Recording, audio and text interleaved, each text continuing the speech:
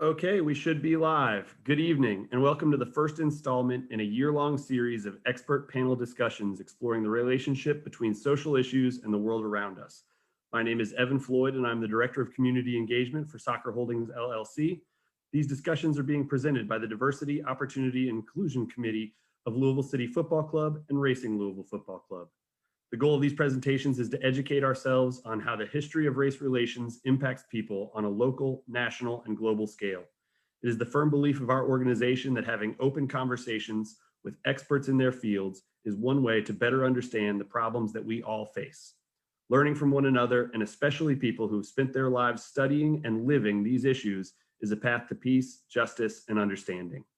We at Lou City and Racing Louisville recognize that soccer teams are maybe not the best instruments for changing the world, but we can serve our role to help further the conversation and express our support for racial and social justice. The topics for our monthly presentations will vary, but all of them will be designed to share voices with our fan base and community that could otherwise go unheard or ignored. The topic that we will discuss tonight is race in sports. We feel that this is particularly appropriate as a jumping off point, as sports are what we know best. We are joined tonight by a panel of experts whose many talents and years of experience are beyond question. In alphabetical order, we have Dr. Shaun Anderson, Assistant Professor of Organizational Communication and Faculty Advisor for the Institute for Business Ethics and Sustainability at Loyola Marymount University. He is also the founder and president of CSR Global Consulting, LLC, which is a global consulting firm dedicated to helping organizations develop strategic plans as a way to effectively communicate their corporate social responsibility efforts. Next, we have George Davis IV, midfielder and forward for Louisville City Football Club, who co-founded the Diversity, Opportunity, and Inclusion Committee and USL Black Players Alliance. After playing for the University of Kentucky men's soccer team, George has had a distinguished 10-year career in the United Soccer League, ranking among the all-time league leaders in games played, goals scored, and wins. He has hoisted 2 USL Cups with Lou City and has been recognized as an all-league player on 3 occasions. We also have Dr. Ricky Jones, professor and chair of the University of Louisville's Department of Pan-African Studies. Dr. Jones was educated as an undergraduate at the United States Naval Academy and Morehouse College. He was only the second African-American to receive a PhD in political science from the University of Kentucky, where he specialized in political philosophy. He's an author, radio host, and contributor to the Louisville Courier Journal. Next, we have Monica Negron, an assistant director for student athlete leadership and development at the University of Louisville. She is responsible for overseeing the Cards Care community outreach program for U of L athletics, in addition to serving as advisor for the Student Athlete Advisory Committee. She is a 4-time All-Region, 2014 All-American, 2014 Big East Defensive Lacrosse Player of the Year, with her team winning the Big East Championship and making it to the NCAA Sweet 16. She has a master's in science and sports administration from 2016, and she was recently named to the Puerto Rican senior women's national team, which will compete in the World Lacrosse Championships in 2021. And finally, we have Professor Kenneth Shropshire, an Adidas Distinguished Professor of Global Sport and CEO of Global Sport Institute at Arizona State University. He recently closed out a 30-year career as an endowed full professor at the Wharton School of the University of Pennsylvania, where he was also director of the Wharton Sports Business Initiative, professor of Africana Studies, and academic director of Wharton's sports-focused executive education program. He now holds the title of Wharton Endowed Professor Emeritus. I cannot describe how excited I am to have this group of panelists here with me tonight, and I thank you all for your time. Now, I've said plenty, and I want to get straight into the questions which were submitted by the Diversity, Opportunity, and Inclusion Committee, as well as other employees from our organization. I'm going to begin by recognizing that our teams and several of our panelists are natives of Louisville, Kentucky, which has been at the center of the most recent controversies regarding race relations in this country. While it does not specifically pertain to sports, I think it would be turning a blind eye not to acknowledge the backdrop of this conversation is the killing of Breonna Taylor, the subsequent investigations and protests, and most recently, the decisions of state law enforcement regarding the police officers involved. So my first question is for Dr. Ricky Jones. Dr. Jones, we've seen many high-profile athletes wearing shirts with Breonna Taylor's name or picture. We've seen them in games. We've seen them outside of games. How do you feel that yesterday's events will impact the role that athletes play in shaping the discourse about police violence? I think we're at an interesting moment, Evan, where let's start off with some truth from the beginning. Sports probably shouldn't matter as much as sports matter in America. We overemphasize sport. We overemphasize entertainment. That's the type of society that we are. But since we do that, that's the reality that we're dealing with. Then the question is, how can athletes impact the society in which they live? And so for a very long time, athletes, especially Black athletes, have been looked at with a disproportionate amount of expectations for them to contribute to discussions about social and political matters concerning the race, because special space has been reserved for Black athletes, entertainers, intellectuals, artists, as it were. And many people, I think, have rightfully criticized many of them over the years for not doing so. But we are in the home of Muhammad Ali, who was a person who did involve himself in it. He wasn't the only Black athlete to do that. And so now I think we're at an interesting historical moment where a lot of athletes across lines of race, but especially Black athletes, because we're speaking to issues of race, are involving themselves in these issues. So, I don't want to get into anybody's political ideology, choosing liberal, conservative, radical, whatever. But I do think that it's good that these people are paying attention to these issues now, and wherever they fall on them, I think they're contributing mightily to the discussion. And I don't think there's any going back from that at this point. And it'll be interesting to see, where we go as we move forward. I think that's well said, and I appreciate that. I agree. I think that just having them bring the conversation to the table is valuable, and a demonstration of being educated about the subjects about which you are demonstrating or showing an interest is important. Dr. Anderson, you wrote about Colin Kaepernick in a book in 2018. In the years that have passed since his initial protests and his subsequent ejection from the NFL, do you think that professional athletes are taken more or less seriously as social and political activists? As we see it now, I believe they're being taken more seriously. And one aspect of it is that there are several high-profile athletes who are leading the charge in moving forward in this political age. Excuse me. And so when you're talking about, again, having a LeBron James, Kyrie Irving, Kevin Durant, many of these prominent sort of athletes who in a sense have a lot to lose when it comes to putting their voices on the table, you're talking about now having a platform to where they actually can move forward and change policy, which is something that over the last 20 years has been something that's been very dormant. And to see now that we're talking about voter suppression, instances of equity and equality being brought to the table, or else, from these athletes who are, again, meant to entertain, is something pretty special. What is remaining an issue is, again, how Colin Kaepernick is continuing to get blackballed. Now, would the issue of the contract that he signed with the NFL, come into play? Sure.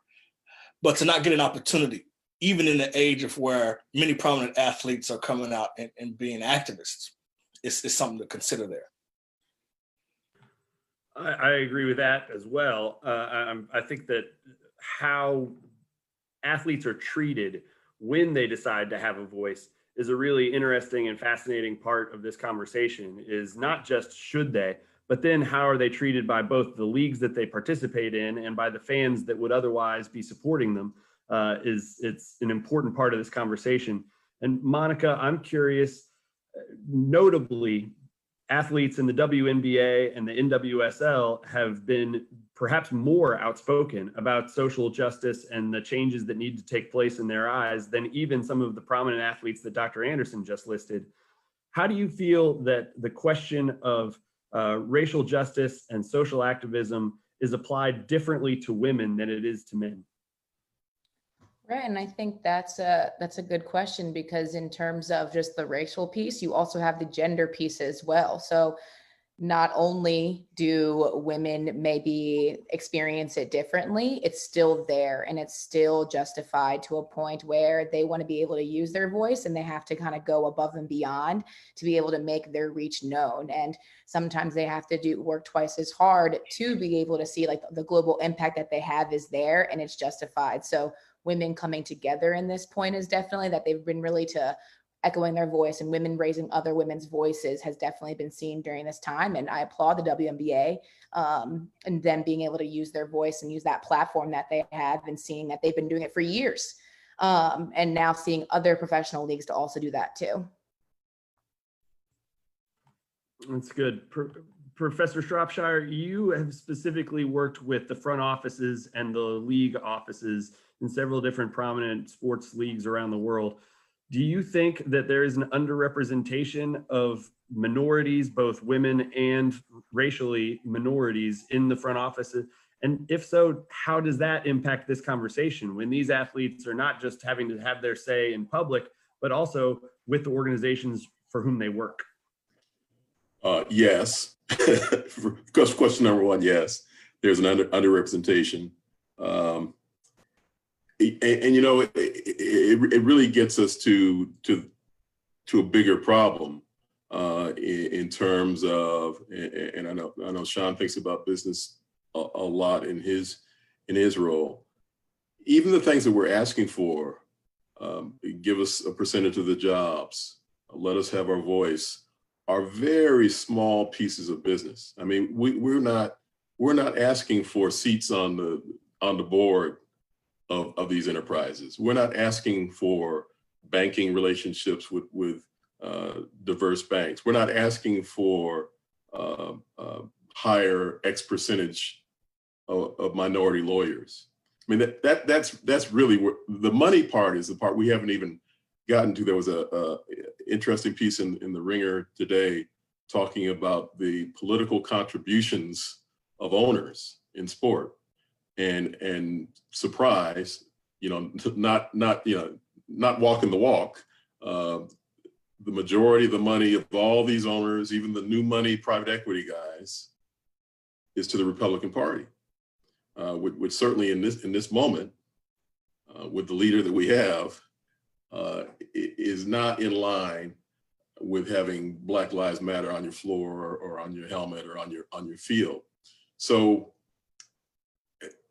the moment we're in is one where the symbolism of getting these modest opportunities and really getting what we should have in the end. It's an exciting moment, as everybody has said, because there is this engagement, but we are so far from the piece of the pie that we should have. And that's where I really want people to begin to focus is what aren't we getting? And just, I'll stop after this. I mean, the idea of ownership, and you notice I didn't mention that as one of the options. That horse has left the barn. When Donald Sterling was buying the Clippers for $13 million in the 80s, and we could have combined as diverse people to buy a team, we weren't allowed to. We outright were not allowed to. Those problems were there. And now that they're $2-3 billion, the richest African American has $5 billion. So even us, as a non-rich guy, even I know that if I only have $5, I can't spend $3 or $4 on a franchise. So I think that's kind of the bigger overlay of race in sports, where the power is somewhere that we're nowhere close to. I have a question for you, Dr. Shropshire. When you mentioned something about the ownership and where their proceeds go, and then at the same time during their games, there's Black Lives Matter on the floor, the high profile athletes that, these players of the organizations they belong to, there is a disconnect between that. Okay, so we have this ownership who feel this way and donate their money into these spaces. And then you have a group of players who just want their voice to be heard, and they just want their people and the people around society to understand what their family and friends and what they themselves may be going through when it comes to race relations. So is there something where we can close that gap to have more of a connection between how the players feel and what the ownership is doing to help them? Yeah, no, that's a great question. I mean, George, first I'll say you guys like you're doing your job. I mean, the idea of bringing attention to the issue is, I think Ricky and Shaun and Monica said so eloquently. That's what you can do in this moment is bring attention to the issue. I think where as I say, everybody can't be on the front line. Where folks that are on the front line have failed is to connect up with the bigger pieces, and is to drive it further, and it is to question, to ask that question. Okay, you painted this on the floor, but you gave $2 million to PACs and otherwise that relate to the campaign of a man that speaks in racist, sexist, and every other kind of negative language possible, and takes actions in that way. So so we do need to think about what role athletes play, and are they playing the appropriate role? And it is those of us that are not on the field to play anymore. Are we doing the things that we can do? That's really important too, though. Brother Shropshire, I made some real important points in what you asked, George. And a few things I think we should remember. One, if we do not understand the difference between actual progress and propaganda, we're in trouble. We're in absolute trouble. So there's a lot of symbolism that's going on right now, but the question is, where is the substance? And also this question of power. How can you bend the world to accept some reality that you want it to accept without somebody else giving you permission to do that? And today, Black people don't have that type of power. As Brother Shropshire said, we don't have ownership of these teams. We have ownership of very few institutions. We don't run political parties. The spaces in which we inhabit, we are not the driving forces behind those spaces as far as the decision-making goes, even though we may be the greatest revenue generators. If you talk about the NFL and the NBA in particular, and then you look at college basketball and college football, the high revenue sports, those sports would dissipate without the Black athlete, but you don't have Black ownership. You between the NFL and the NBA, you have one Black owner, if I'm correct here, and that being Michael Jordan. In college, we have very few Black head coaches. We have very few Black athletic directors. I think we just got a Black conference commissioner, I think in the Big Ten. So we don't have much representation in those spaces. Also, George, we have to be very honest about how Black athletes have been socialized in America for a very long time. Once they are targeted, once they're identified as supremely talented, that can happen as early as middle or early high school. Those athletes are quite often not educated in a way where they're going to be tied to the race at all. And I have seen it, at the university level, where they're often called out and separated from other Black students, and they're damn sure not funneled towards Black studies classes where they can learn something about themselves. They just are kept eligible so that they can play, and then they're not armed. So the question is, if Black athletes are going to move forward in this, and I think they should, and I think they are trying, all of us have to understand what we don't know. They need to partner with professors. They need to partner with business people. They need to partner with Black people or allies who are very interested in the Black experience and educated in the Black experience, and didn't become experts just since George Floyd was killed, or Ahmaud Arbery was killed, or Breonna Taylor was killed. People who've been doing it for years, right? Partner with them so that they can create something substantive so they cannot be fooled. That's really important for people to do. Really important for people to know and understand when people are just trying to do something to get past a moment, and when they're really trying to create something that is revolutionary and going to create change. I would like to add to that too, and for what everybody has said so far.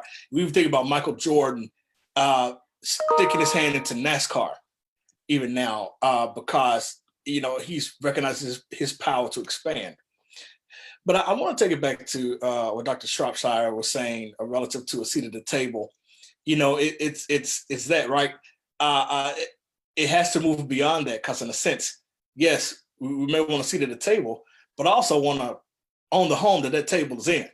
I want to be able to, again, make those decisions. And that has been the issue, and that has been the biggest criticism of athlete activism over the last couple of decades, is that many of these athletes are afraid. Look at what they are probably going to lose if they were, going to have another march on Washington or something like that.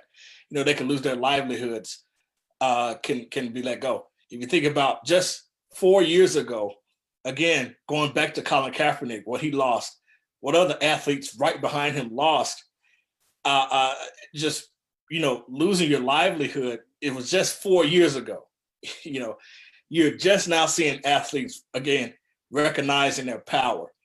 And again, why it is so important that prominent athletes recognize their power in this time frame is because, again, they have the establishment. You know, they have the media, they have the money. You know, you have to listen to them. You can't let them go. You know, you can't kick them out of the NBA or what have you. And so, again, it may take a little time, but again, having that power, I believe, is the key to be able to move forward in a way that's tangible. And without the power, you know, we're going to be going through this cycle over and over again. And Dr. Anderson, they didn't just do it to him 4 years ago. They're still doing it to him, right? They're still trying people like Gardner Minshew out on the field and Mitch Trubisky out on the field. And I'm from Atlanta. They tried Matt Ryan out on the field, and I put Colin Kaepernick under center for the Falcons any day right now. We might have beat the Cowboys last week. So they're still doing it to him, right? They're doing it to Eric Reed right now. So it's not like something happened and then there was some sea change that is not being done anymore. So if Black athletes feel that they're going to lose their livelihood, they have something very real to fear. And we see the same thing in the professorate. Black professors quite often won't speak up because they feel they'll lose their livelihood. That's about race across every field of human endeavor in America. So it ain't trapped in the past. It's still going on right now, even when people are saying Black Lives Matter and they're putting it up on buildings and they're putting it in football fields and they're still handling Black people like they've always been handled. Absolutely. Curious, with that being said, George, as a modern professional Black athlete, have you felt those kinds of pressures to either be involved or not be involved when it comes to the kneeling before a game, when it comes to being involved in creating a committee for diversity and opportunity and inclusion within your team? Have you felt that kind of pressure that there's an obligation on you to be a representative of the Black community or to shut up for fear of losing a job? Oh, you're on mute. There we go. Yeah, for me, I would say the pressure has been more internal than external. And I say that I'm not a millionaire. I'm not a high profile athlete. I don't have ESPN and TMZ following me around to see how I feel about the issue. With that being said, I feel like it's my duty because of the role that I occupy and because of the leadership that I have, that I need to do what's necessary for the people around me and the community that I'm in, and so that it can help those who come after me, right? There's a lot of people, you know, who have fought this fight, and it still continues. So understanding that, okay, I'm an athlete and people watch me on a Saturday. So if I can put on a Black Lives Matter shirt and make the person in the stands ask a question about, well, I admire George. He's a good person. He's good to my kid. He treats me with respect and he supports Black Lives Matter. Well, maybe I need to go in there and see what it's about, as opposed to just completely shunning it because Black Lives Matter riots and these types of things, these types of false ideas that we have. And that's where the pressure for me comes, because I have little brothers, I have nieces and nephews, you know, I have a father and grandfather and people before me who have fought this same fight. And I feel like I wouldn't be doing myself any favors if I just sat in the background and let these things go on, especially when I've built a reputation and I have the respect of my organization and from the decision makers and from my staff and my teammates, and they all support that. So therefore, I'm going to use that platform to do what I can in my role. But as far as pressures from you know, I have to kneel because they did it, or I have to do this because I'm supposed to, I can't say that I've ever felt those pressures strongly. So I think I have a follow-up question to George, and I'm opening up to the rest of you as well. So part of my job is really supporting our student athletes, especially right now being in Louisville. It's tough. It's challenging. We actually have a session with a group of student athletes and starts in 5 minutes. So I'll be kind of hopping on late, but with conversation with them, they want to know what they can do from their platform. And then from that perspective, they see when they put their videos out there, they start looking at, we tell them, don't look at the comments, try not to read the comments, but everyone just looks at that. So what can we be able to encourage to this group, the next generation of the high profile athlete? What can we tell them to be able to, one, continue to support them, but then how can we tell them from their college ACC platform, what can we do for them? Yeah, it's kind of a loaded question because nobody wants to, speak their mind or tell the people how they feel, and especially the people that they believe support them. And then when they look in their comment section, they're getting bashed simply for humanity things and things that they believe in. So I would just tell them, like, if anybody who's in this fight, to go into it with good intention, and have courage, because no matter what, I ask Dr. Jones all the time, how do you handle the hate mail? With the way he delivers his message without even seeing it, I know for a fact there's tons of backlash just because of how he delivers his message. So to understand that you're not going to change everybody's mind, you're not going to change the world today with your video or with your comment, but what you can do is that person who sees that, who maybe makes a comment, they're going to have to be engaged in some type of conversation sooner than later. And whoever sees that comment, then they can say, wow, people really feel this way. And I think that leads to something that has been very insightful for me is that for so long, you hear, oh, there's no more racism in America. And then we go through some things and people have access to this social media and Twitter where they can actually give their thoughts. And it's eye-opening to see how some people truly feel. And I'm seeing people going against their friends, going against their family, families being broken up, Twitter, comment wars, people, because they didn't even know that these people felt this way.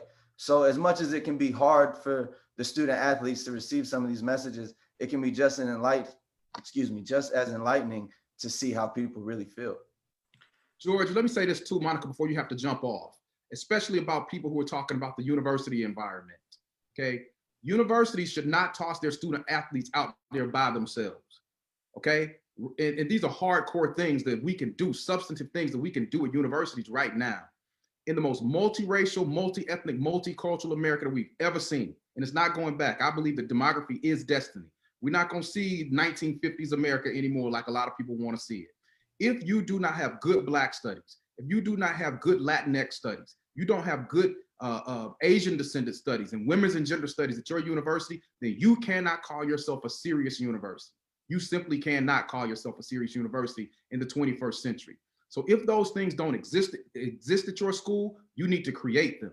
If they do exist at your school, you need to strengthen them. To all athletics departments, if you have Black studies at your school and you have a basketball team that is probably 90 to 95% Black and you don't have a relationship with that Black studies department to help those young men get educated and take classes while they're right there on your campus to figure out who they are, what their history is, and how they fit onto the world stage as young Black men, you are failing them. If you have a football team, which is probably somewhere between 70 to 75% Black, and you don't have a relationship with the Black Studies department at your university where you're helping those young men figure out who they are and how they fit onto the world stage, then you are failing them. And I know for a fact at the University of Louisville, that has one of the oldest Black Studies departments in the country, okay? We're only 5 years younger than the field itself. There is no such relationship with our department at the University of Louisville. And how do I know? Because I'm the chair of that department. So if the University of Louisville wants to do something like that, I'm totally open. I'll give you my phone number and we can handle it. Any other school that has Black studies, you need to partner with them right now. I'm talking like yesterday. And if you don't do it, you're engaging in symbolism, not substance. That's a hardcore thing that you can do educationally for student athletes. Let me say it again, student athletes who can learn about themselves, and everybody else should learn too, but that's something specifically that athletic departments can do right now at their universities. And I want to add, Monica, to one piece of that in particular, and then we'll say something else. Education, not training. I mean, there's so many people that are hustling around now. I can come in and do diversity training. I can do anti-bias training. Education, it's two different things. I always say we train seals and dogs and lions, but we educate people to do better. Anybody can do a trick. So that's the first thing that I think athletic departments need to engage in is make sure it's not just some immediate fix. The other thing to your question about what athletes should do now, and George, I appreciate your words on this. It is to find what you are passionate about and what you really believe in. And so a lot of it has been voting. I mean, a lot of what I've seen kind of easy to engage in and understand rights that are associated with it is to do different things, voter registration, whatever it might be in that kind of setting. The other thing, I mean, to think about, how passionate do you want to become? Isabel Wilkerson's Warmth of Other Suns, I mean, 500-page book. The takeaway for all of us in that, and she says it explicitly, is sometimes the best form of protest is just to leave. You think about Jim Brown, an owner says, "You got to come back." He says, "Well, I'm retiring, I'm leaving." Colin Kaepernick, he knew what he's getting himself into. "Well, I'm out of here if I can't have that, I'll leave."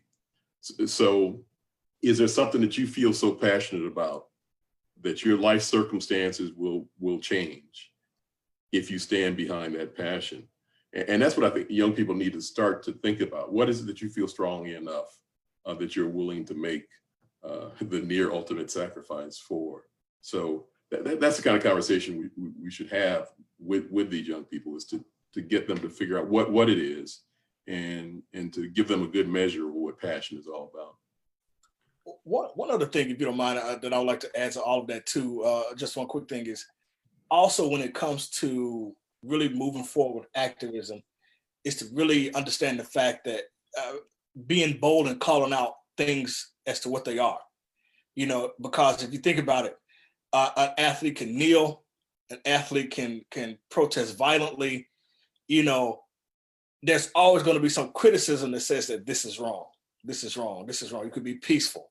We saw the Kansas City Chiefs game with the Texans where they locked together in unity and boos, came down. So the whole complaint was that, these protests they need to show unity, they need to show care, they need to show love and affection. Okay, that was like the epitome of that, and still, here you go. So being bold in not only being concerned about the issues, sure, that's great, and that's what this is all about, but also being able to, again, call it for what it is. It's simply the fact that many people who criticize it, they just don't care. They don't care about Black lives. They don't care about the lives of other marginalized individuals, and not being afraid to move forward with that notion is something that's important. I think that's phenomenal. I loved that whole conversation, and I found it exceptionally valuable to me personally. I want to really quickly take a second and say that for all of those of you who are watching on Facebook Live, if you want to submit some questions, feel free to submit a few questions. We'll try to get to some of them at the end. By submitting them doesn't guarantee that we'll be able to get to them, but I wanted to make sure that you knew that you have the option to try to join in this conversation in the comments section of Facebook Live, so please do that. But then, Monica, I thought that was such a great question, and I appreciated you asking it, especially in light of the fact that we've got 4 very distinguished Black male panelists here who all had very serious thoughts about what you had to say.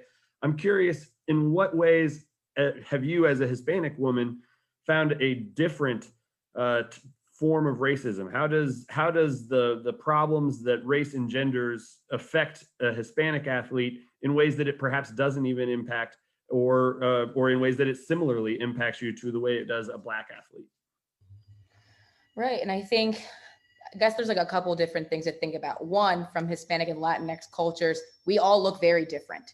And I think that is something that people need to know, that, and specifically with Puerto Ricans, because of the 3 origins that we have, like I have family members that are a little bit darker than me, but have blue eyes, are like lighter than me with light hair. So I think that is something for people to know, that a lot of times we experience a lot of microaggressions. Everyone thinks that Hispanics all are going to look alike, sound alike, have the same views. And growing up, I grew up in the suburbs. I play lacrosse. That is generally a predominantly white sport. So Hispanics in sport in general, being able to now connect at like 28, being able to now connect with my Puerto Rican teammates, that's something that I've never been able to really do ever since I started playing at 7.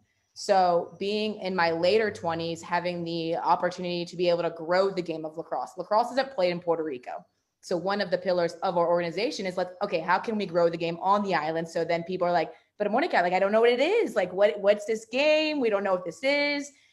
And then understanding as well from like a Hispanic and Latinx culture, we are very founded in our culture and our family and also our religion too. And that does show through many of our different cultures. So if you see some athletes in baseball and other athletes as well, sometimes there's a language stigma as well. So you have that language piece where people are just like, well, like, why don't they know English? I'm like, well, that's their second language. And I think that is with any international person as well, the stigma of why they don't learn English. This getting told, this is America, stop speaking Spanish. So for me, that's something that I am proud of being Puerto Rican. I'm proud of my culture and being able to speak and be able to say that same thing to another like 10-year-old kid. I'm like, you know what? You can be proud too, even if you're in a space where no one looks like you, no one can understand how your parents raised you and these small little idioms that we all can understand of like, this is how your mom is. This is how your abuela, your grandparents, your aunts and uncles, being able to connect and bring those groups together. And then as Shaun had mentioned, being at the table as well, being able to like express how we feel and being able to be a decision maker. Personally, I want to be an athletic director one day, and there has never been a Division I Power 5 Hispanic female in that role. So being able to break the ice in those different capacities is something that I am definitely looking to do. And seeking the advice from these four has been great as I look to be able to support my Black athletes, my Hispanic and Latinx athletes, my white athletes too. And how can we be able to give them a forum that they can speak their mind, educate themselves, and then continue to move the needle forward, especially in college athletics.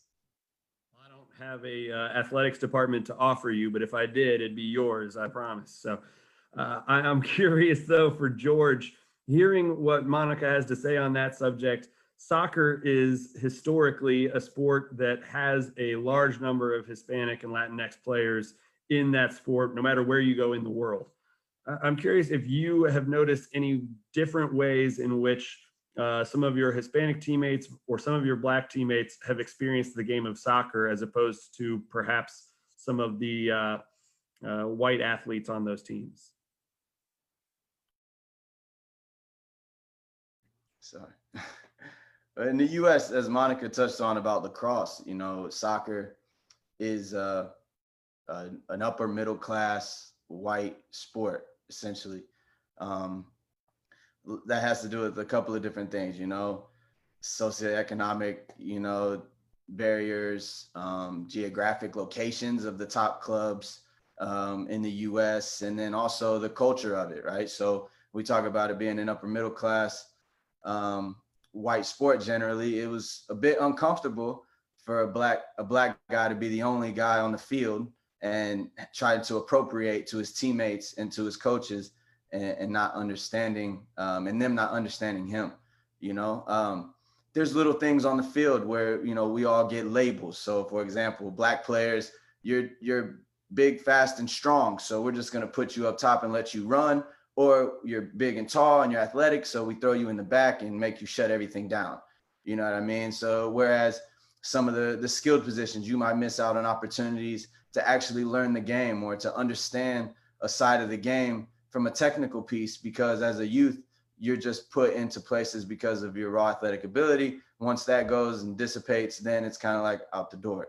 That's just a soccer piece. Like for the Latin players, I've seen Latin players who are labeled a certain way because this is how Latin Mexican players play. This is how Colombians play. This is how Brazilians play. This is, and therefore you get put in this category, and that's how you're labeled.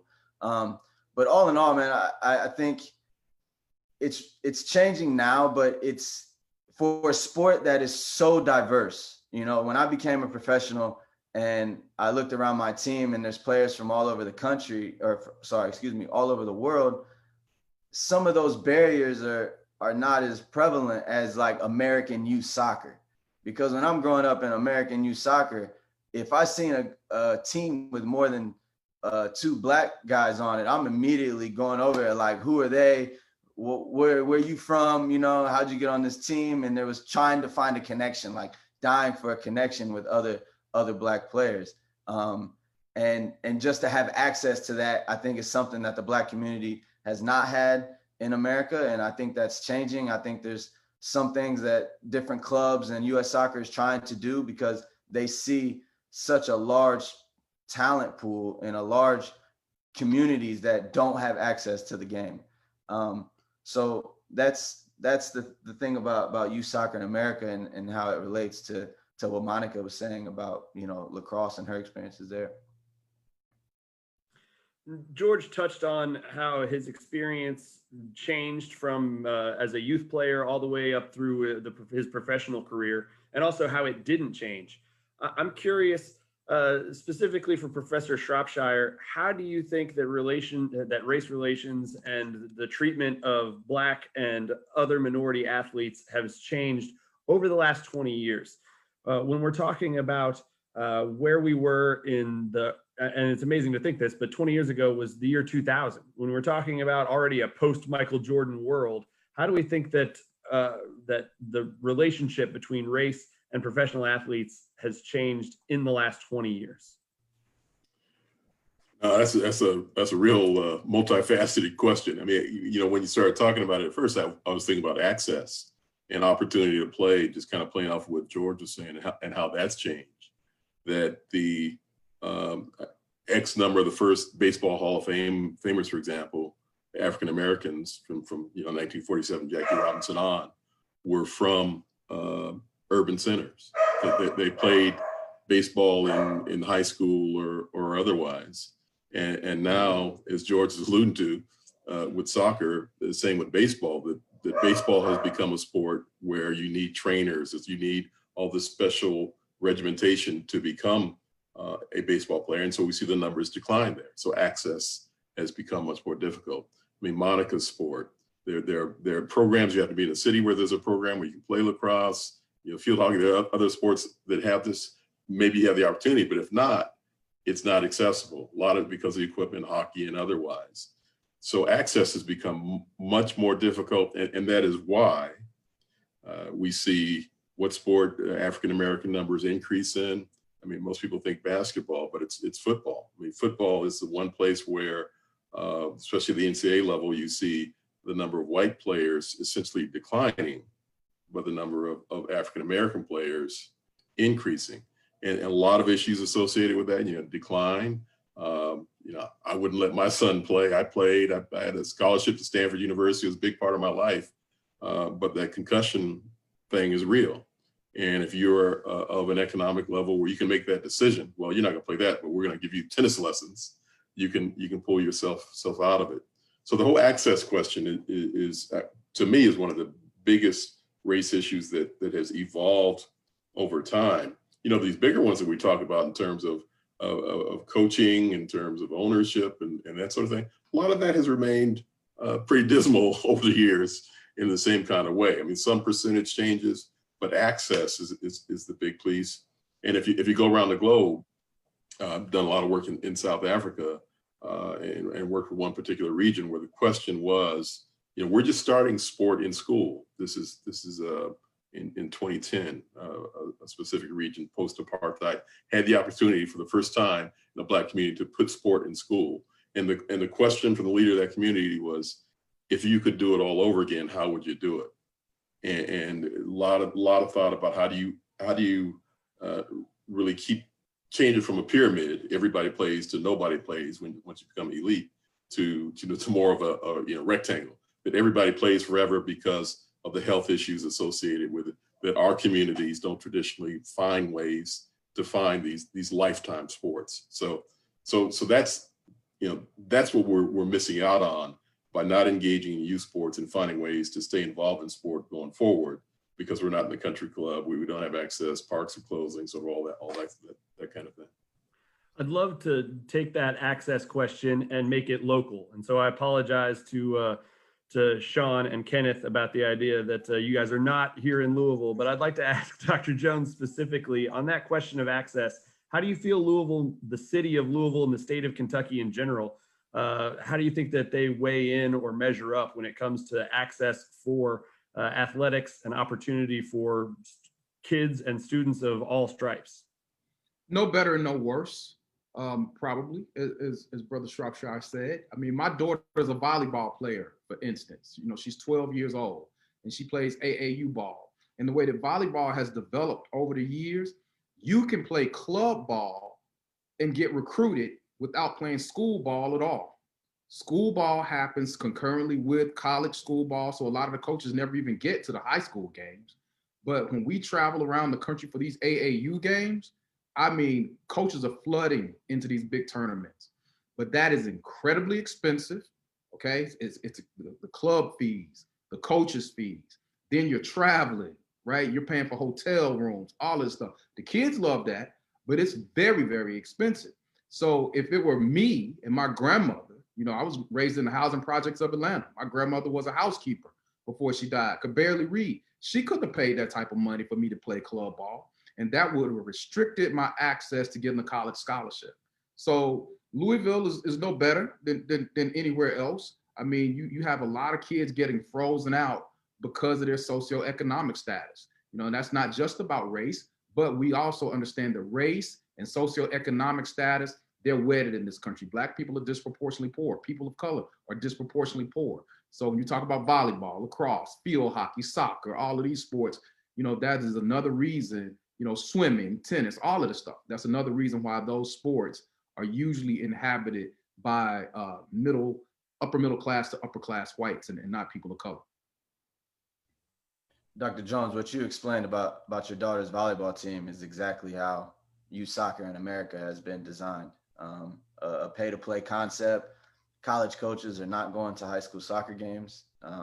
The only way to get recruited is if you're part of a team and a club that is able to travel around the country and access to showcase tournaments. And, you know, at this, you know, with the evolution of it all, you know, you can't play a local tournament almost anymore. I mean, you have to fly to Florida or Texas. And, you know, in my situation, I was very fortunate that my father loved the game and that my mother loved me, and she was willing to sacrifice so that I can have those opportunities. Fortunate to be a good player. So maybe this team said, George, you don't have to pay the club fees, but you have to get here. And, you know, you have to pay for accommodation. So then, all right, I made a good friend on the team. So now I can stay with their family when I travel, and these types of things. So it was always, you know, trying to find a way to get access, trying to find a way to get opportunity. And, you know, like you used the volleyball example, it is completely transformative. It directly relates.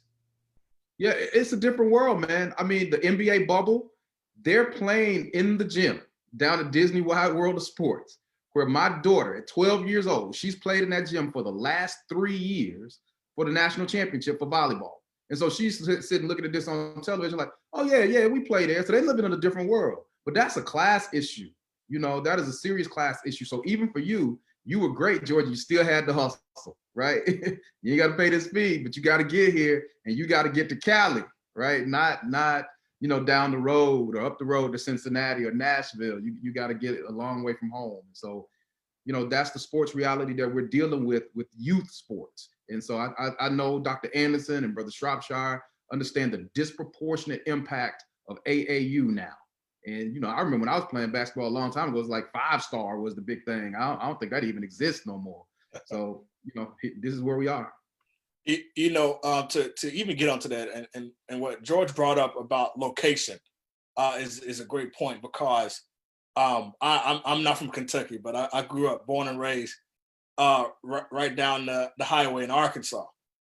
And so for me, I mean, in the hood, in the neighborhood, you're 5 years old and you're just a little bit bigger than the rest of the kids, or you shipped over into football, right? And Little League football, I mean, I played my entire life, you know, and that was what it was. And if you even considered other sports, you know, and quite frankly, when other talk of sports like soccer, you know, from where we from, what's that? It's not an issue of saying that soccer is a bad sport. Hockey, you know, what's that? NASCAR, I mean, okay. But that's, you know, we weren't taught that. And it's unfortunate because there were guys who could play the game of baseball and were great at it and were getting recruited out of high school for teams like the St. Louis Cardinals or what have you, who the guys are like, no, I don't want to do that. You know, I want to play football. That's what I know. And end up getting hurt playing college football, and then there you go. You know, it's guys that I grew up with 30 plus now who still have those football dreams. And when that didn't happen, they don't know what to do. And so again, it's unfortunate that in these locations, predominantly in the South, where football remains this big thing, that the exposure to these other sports and other platforms as a way of understanding society from different perspectives, you know, is lost. And there are a couple of studies that I worked on looking at even how Major League Baseball it has this disconnect with the Black community. And much of what I found in the study was that many of these diversity outreach managers blamed the Black communities for being too transient, you know, blamed the families for being, for parents for holding too many jobs while they're trying to support their kids, you know. And even though there are programs out there that are focused on getting more kids involved from the inner cities, you know, there's still this shift of blame, right?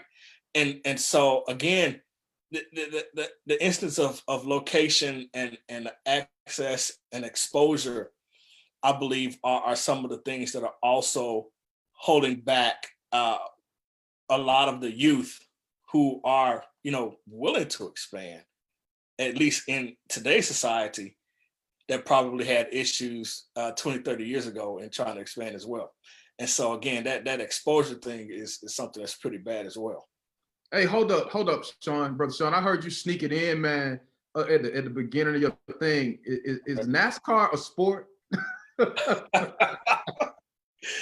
You know, it's funny because many of the white kids I grew up with, you know, we would see them in the gear and the hats, and you know, we honestly we're like, what is this, man? What are you doing? I'm just wondering about a sport where the only brother that I know of in the sport, his name is Bubba. Yeah, exactly. You know, and for that to even make news, to be honest with you all, was shocking to me because again, connecting those two together, nothing I've ever seen before coming up.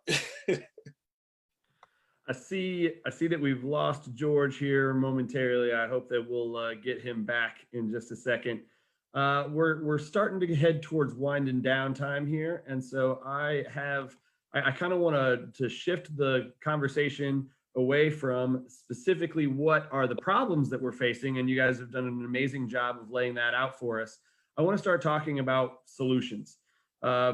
We have a question that actually came in, and I better darn well ask it because it's from President Brad Estes of our organization through the Facebook, who has put in, keeping the end in mind, how can we as an organization do a better job of education and spreading awareness in a way that drives positivity and can lead to substantial change? And then I kind of want input from everyone here about what does that change look like? What would be obtainable and reasonable goals to set as a professional sports organization who wants to be an ally and an advocate for minority communities? What are reasonable goals to set? I can start it. One of the things that, and this is something that was brought up earlier about not being afraid of the criticism, because again, in today's time where activism, where sport is being called upon to be an agent for social change, you get a massive amount of criticism, not only from fans, but maybe from other organizations that support you as an organization. And the willingness to continue to move forward despite that criticism is really a form of allyship in and of itself, because again, that's showing that no matter what is happening, you know, you're seeing this problem as something that's real.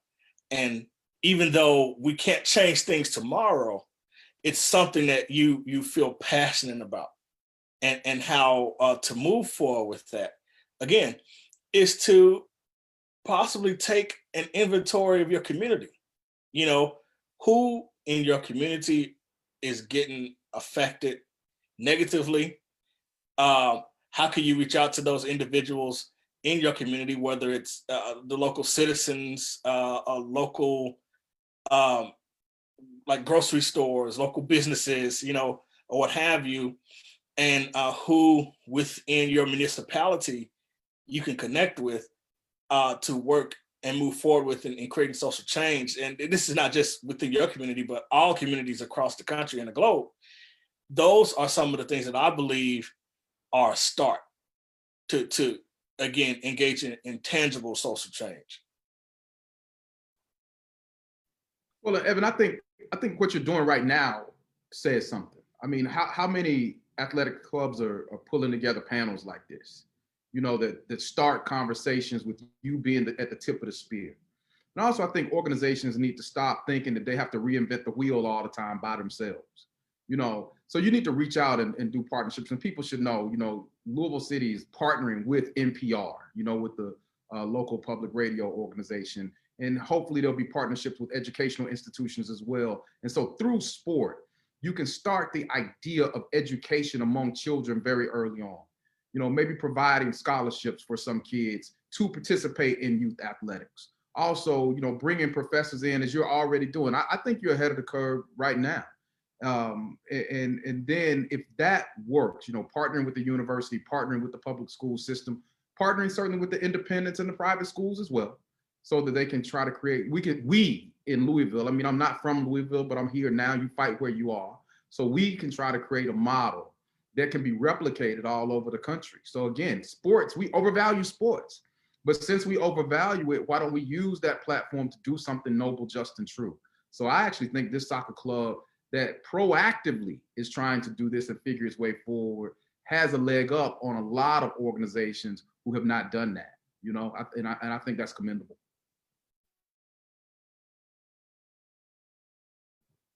I appreciate that. And I definitely, we're not in any way trying to take any victory laps, but that's very kind of you to say. This is just. Oh, I don't think you should. Let me. I don't think you should take any victory laps. That's not what I'm saying. This is the beginning. It ain't even the middle. It's the beginning. It's certainly not the end. So nah, you ain't won no trophies yet. But I'm saying that you at least in the game. And we appreciate that, because we are in the business of winning trophies. So we'll have to just keep working until we get there. But we are, as an organization, really proud of the partnerships we've been able to form.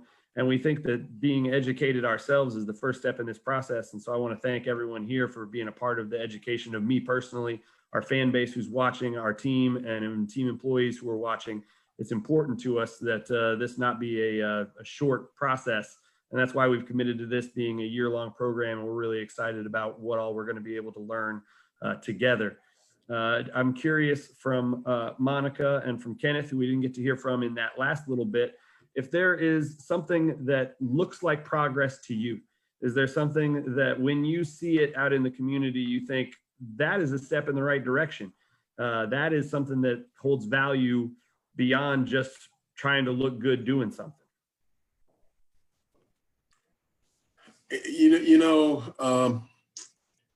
When the George Floyd murder occurred, my first reaction was, I'm not gonna engage. I was just worn out and didn't want to do this kind of stuff. And then, and probably everybody in here knows, it was such a unique moment. I heard from so many organizations saying, we want to have a conversation amongst our entire organization or our leaders.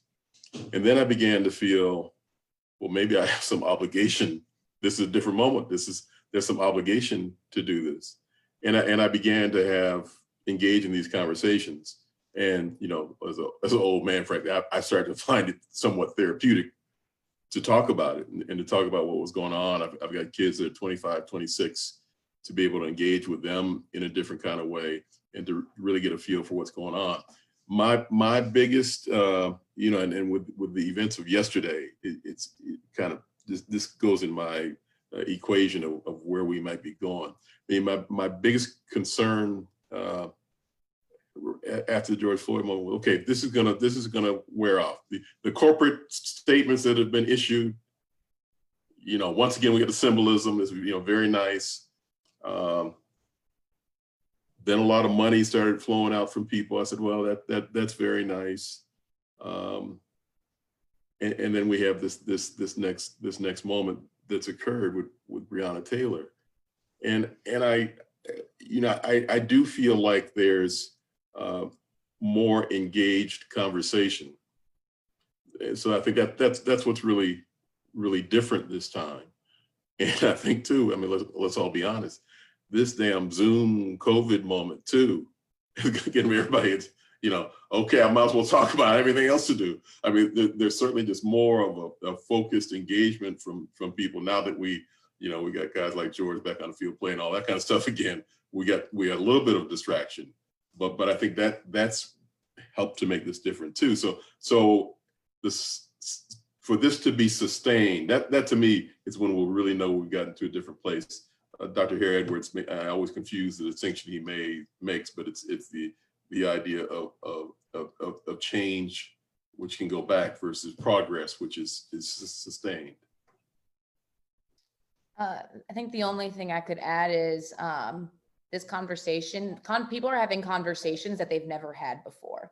And it's a lot of like white people are having this conversation that they've never had before. And they're just like, wow, this is still happening. I'm like, yes, this is still happening.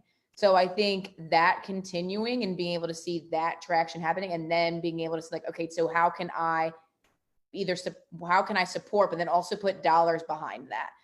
We talked about power. We talked about being able to fund these different initiatives, and actually whether it's like getting from a college athletics perspective, making sure my student athletes are registered to vote. That is a push that we are currently doing right now. Like, how can we get all 700 of them at least registered to vote in whatever city that they're in, and also educating them into like what that means and what different methods from what states that they're in, and et cetera. But having our student athletes have asked us, like, how can we get our sponsors to like put money towards something? Like, it's cool that college kids are talking about that. So they're talking to our senior administration and like, we think that our sponsors should be able to do this, this, and this. And then it's nice to see our administrators are listening, but it's what's the follow-up after this, and how is this going to continue? You're saying this now because it's varied, it's tough, it's heavy, but then what's going to happen in 2 months? What's going to happen in 2021 when we're out of the COVID life? And like you all have said, like this, everyone is in an instance where they have nothing else to really think about, as aside from like all of the world. They couldn't go out for a couple of months at a time. So then it's just like any kind of feeling is happening all at once on so many different levels, and it's a lot. I appreciate all of that. One thing that we're going to do now is, I think we've reached sort of the end of the questions in the program that I wanted to initiate tonight. And so we're going to take a couple more questions that were fielded to us on our Facebook Live comments. And some of these are a little bit Lou City specific, which is, I suppose, not shocking. So if you, I may hop in with a little bit of extra information as I ask some of these. And if we feel like somebody has something to contribute to an answer, please feel free. One question we got is that education is key.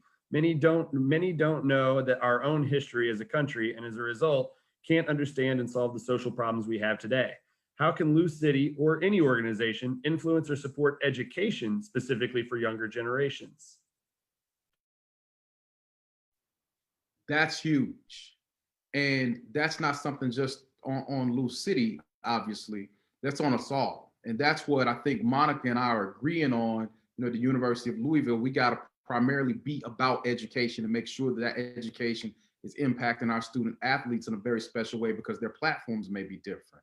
But I think all of us, and I don't know exactly how to do this, Evan, we as a country, and I think most of the panelists will probably agree, we like to talk about education, but from K through 12 all the way up through higher ed, we're not really a country that values education. If we valued education as much as we say we do, then we put more money into it because this is a capitalist society. And we simply don't do it. But not just with education, as far as funding it, we need to be very aware of what we're teaching our children as well. I mean, our education curriculum, they need to be completely overhauled. We need to do something about the pittance that we're paying our teachers. I mean, we live in a society where we will give a football player a $200-300 million contract these days. And people balk at paying a K through 12 teacher $50,000 or $60,000 a year. In the grand scheme of things, which one is more important? So I think we have to figure out a way, and I don't have all the answers to it, to really value education. And that has to be a message I would hope that all sports organizations are putting out, but we're funding kids, we're funding initiatives at different schools, all of these things, and figuring out what's important and ingraining that in our children early on, and also reinforcing that in a society that has become so terribly anti-intellectual and many times anti-education. I can't tell you how many parents out here say, well, college ain't for everybody. And they're saying this to their children, right? It is a scary type of dynamic. So I don't know how we can figure our way through that. Hopefully somebody else has the answers. Thank you. Another question that we've got that touches on this same subject is, could the Lou City Racing Academy better support our local underrepresented communities by implementing an income-based tuition for players? And I'm going to go ahead and field this one for our question asker. And I'll tell you that I know that we've spent over $100,000 on scholarships for this season alone for our athletes across the city, and that Mario Sanchez and the entire racing team are looking for the best possible ways to make sure that anybody who wants to be a part of the Racing and Lou City Academy programs has that opportunity, not taken away from them on the basis of income or location in the city. And we'll continue to try to strive to do better with that year on year. But this is a question that I'm curious about, and it's a little different. I'm wondering if racism in the medical field affects athletes. Are athletes of color being treated differently than white athletes when they have the same injuries? And I'm going to first direct this a little bit towards Monica.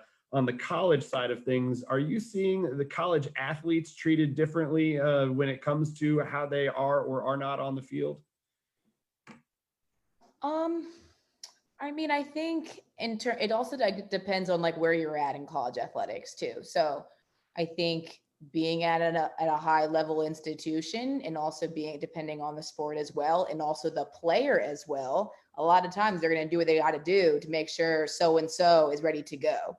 And whether if it is a couple different MRIs ready to go. So I think being able to have the ease of medical assistance is a positive.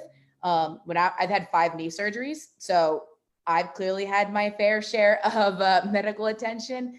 So that was definitely a positive, being able to like, all right, well, tore my ACL at this point, being able to get in that same day. So I think for our athletes, it is a sense of, this isn't normal. You don't necessarily get to have this happen on a normal time where you get hurt at like 9 a.m. and then you get to be seen and have your MRI in like 4 hours. So I think depending on the level of athletics, they have that type of difference, and also who they are as well. So when I was in college, when like Teddy got hurt with his wrist, the goal was, how can we make sure he is good to go and can be able to play and perform? And that is just another level of stress that happens on that athlete. And probably at the professional level, it's just a little bit different, but that's kind of how it is, I would say, at like elite level college athletics. So it probably had more to do with their status as a player more than it did with their race in that instance.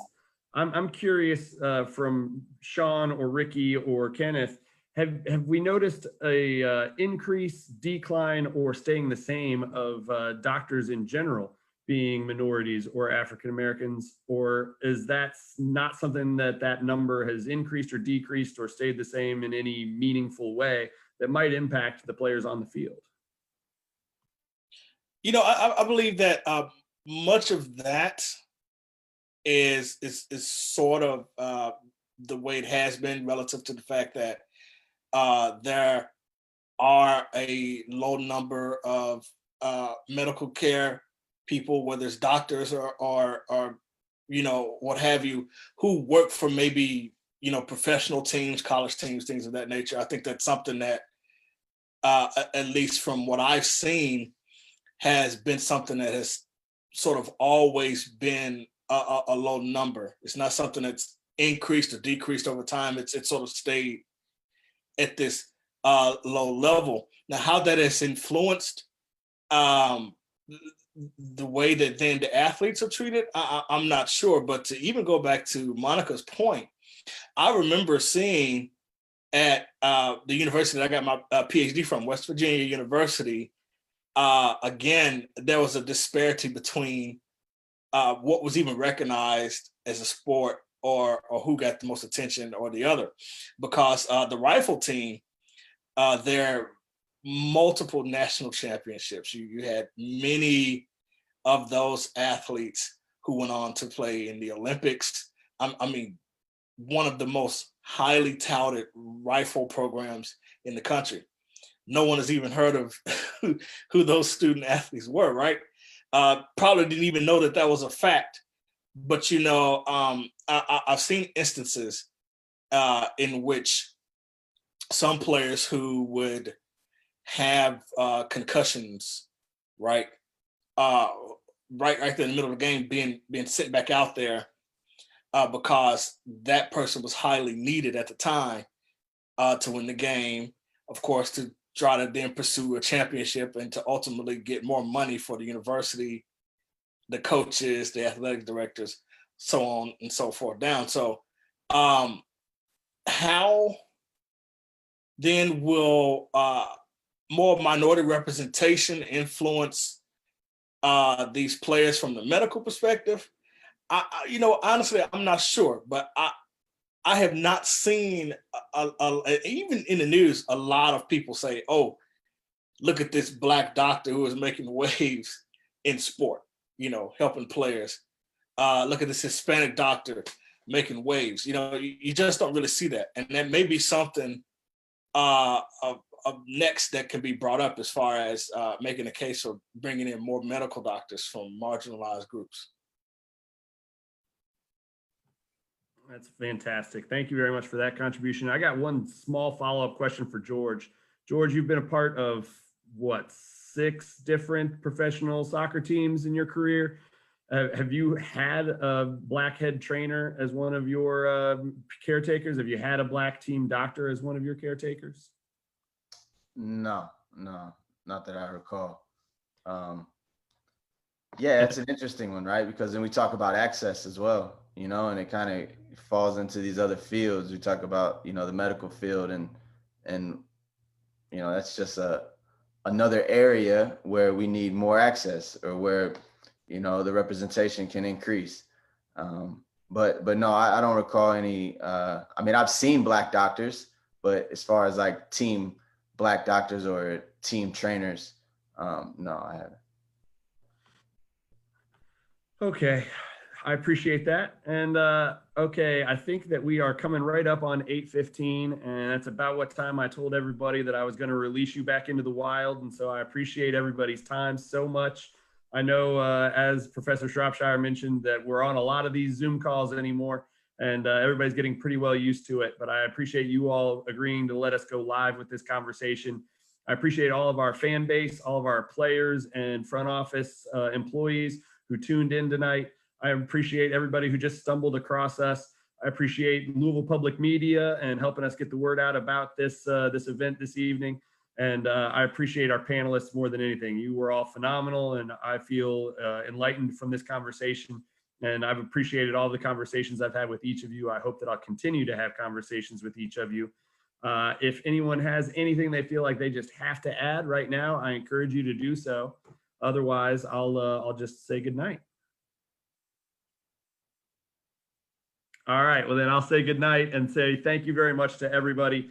And again, please stay tuned to this channel because this will be a once a month for the next year event.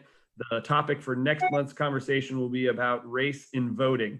And so we're really excited to have that conversation as it is extremely pertinent to where we're going in this country and in this world as we approach an important election, a discussion about how race has impacted voting over the years. And so thank you very much again, everyone, for your time.